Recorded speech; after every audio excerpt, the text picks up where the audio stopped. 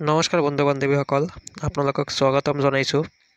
আপোনালোকৰ মনত এটা কনফিউজন সৃষ্টি হৈছে যে যোৱাকালি যি কেবিনেট সিদ্ধান্ত লৈছে যে প্ৰাথমিক আৰু মাধ্যমিক শিক্ষকক 13,000 প্লাছ শীঘ্ৰে বিজ্ঞাপন প্ৰকাশ কৰা হ'ব।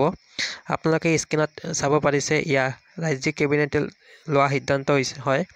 তেখেতে লিখিছে যে ইয়াতে 13,000 প্লাছ শীঘ্ৰে বিজ্ঞাপন প্ৰকাশ কৰা হ'ব প্ৰাথমিক আৰু মাধ্যমিক শিক্ষকৰ।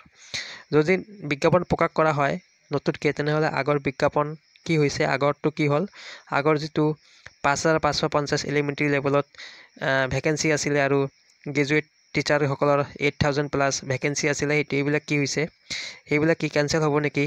বিভিন্ন সামাজিক মাধ্যমত কিন্তু উৰা বাতৰি চলি আছে যে আগৰবোৰ কেঞ্চেল কৰা হ'ব আৰু নতুনকৈ বিজ্ঞাপন প্ৰকাশ কৰি অহা 2025 চনৰ এপ্ৰিল মাহত এপইণ্টমেণ্ট দিয়া হ'ব।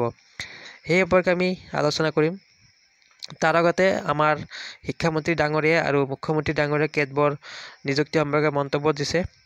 প্ৰথমে আমি আপোনালোকক শুনাব বিচাৰিছোঁ আমাৰ শিক্ষামন্ত্ৰী ডাঙৰীয়াই মাধ্যমিক আৰু প্ৰাথমিক শিক্ষক নিযুক্তিক লৈ কি মন্তব্য দিছে, শুনকচোন আগতে। অহা 2025 চনৰ মাৰ্চ মাহলৈকে 31 মাৰ্চলৈকে আমাৰ প্ৰায় 8,000 শিক্ষক তেওঁলোকে অৱসৰ গ্ৰহণ কৰিব। এইখিনিত ছেকেণ্ডাৰী শিক্ষকো আছে আৰু এলিমেণ্টাৰী শিক্ষকো আছে, আৰু এলিমেণ্টাৰীত সংখ্যাটো বেছি হয়, কিন্তু 4,000-ৰ পৰা 5,000 শিক্ষকৰ ভিতৰত হ'ব। 31 মাৰ্চত ৰিটায়াৰ হ'ব। গতিকে ৰিটায়াৰমেণ্টৰ পিছদিনাখনেই যাতে নিযুক্তি দিব পৰা যায়, ইয়াৰ কাৰণে আমি শিক্ষা হেতু পৰ্টেলৰ পৰা আমি প্ৰস্পেক্টিভ ভেকেঞ্চি উলিয়াইছোঁ। তো বন্ধুসকল, আপোনালোকে শুনিলে, অহা মাৰ্চ মাহৰ 31 তাৰিখলৈকে অসমত 8,000 শিক্ষকে অৱসৰ ল'ব আৰু এই 8,000 পদ বিজ্ঞাপন প্ৰকাশ কৰি এপ্ৰিল মাহতে এপইণ্টমেণ্ট দিয়াৰ ব্যৱস্থা কৰিব বুলি আমাৰ শিক্ষামন্ত্ৰী ডাঙৰীয়াই কৈছে। এতিয়া শুনো আহক আমাৰ মুখ্যমন্ত্ৰী ডাঙৰীয়াই আমাৰ এডুকেশ্যন ডিপাৰ্টমেণ্টৰ নিযুক্তি সম্পৰ্কে যোৱাকালি কি কৈছিলে, এবাৰ শুনি লওক।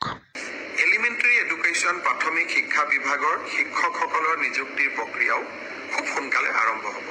অৱশ্যে ছেকেণ্ডাৰী এডুকেশ্যনত আমাৰ অকণমান সময় লাগিব, কাৰণ প্ৰথমবাৰৰ বাবে অসমত আমি গ্ৰেজুৱেট টিচাৰ মেথছ বুলি এটা নতুন পদ সৃষ্টি কৰিব খুজিছোঁ।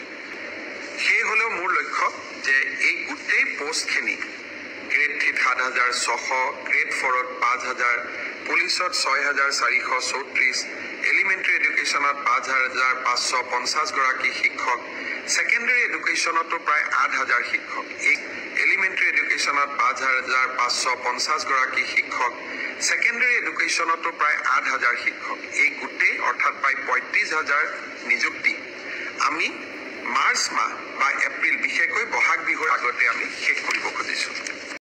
তো বন্ধুসকল, মুখ্যমন্ত্ৰী ডাঙৰীয়া কথাৰ পৰা স্পষ্ট হৈ গ'ল যে তেখেতে কৈছে এলিমেণ্টাৰী এডুকেশ্যনত 5,550টা ভেকেঞ্চি আৰু ছেকেণ্ডাৰী এডুকেশ্যনত আছে 8,000 ভেকেঞ্চি।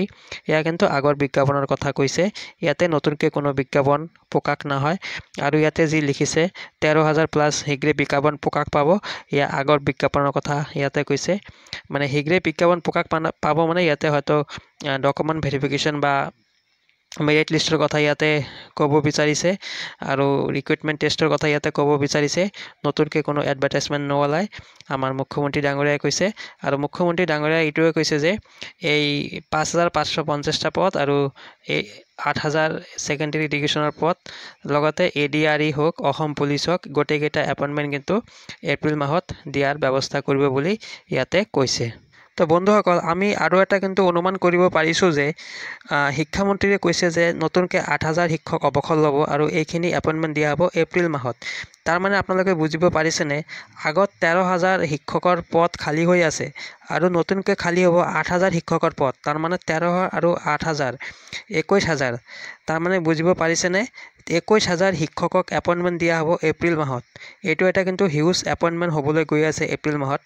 যদি নতুনকৈ এই 8,000 অৱসৰ লোৱা শিক্ষকক যদি এপইণ্টমেণ্ট দিয়া হয়, কিয়নো 13,000টো আগৰে ভেকেঞ্চি আছিলে আৰু নতুনকৈ যদি 8,000 শিক্ষক অৱসৰ লয় তেনেহ'লে 21,000 এপইণ্টমেণ্ট কিন্তু হ'বলৈ গৈ আছে এপ্ৰিল মাহত। এইটো এটা হিউজ এপইণ্টমেণ্ট হ'বলৈ গৈ আছে।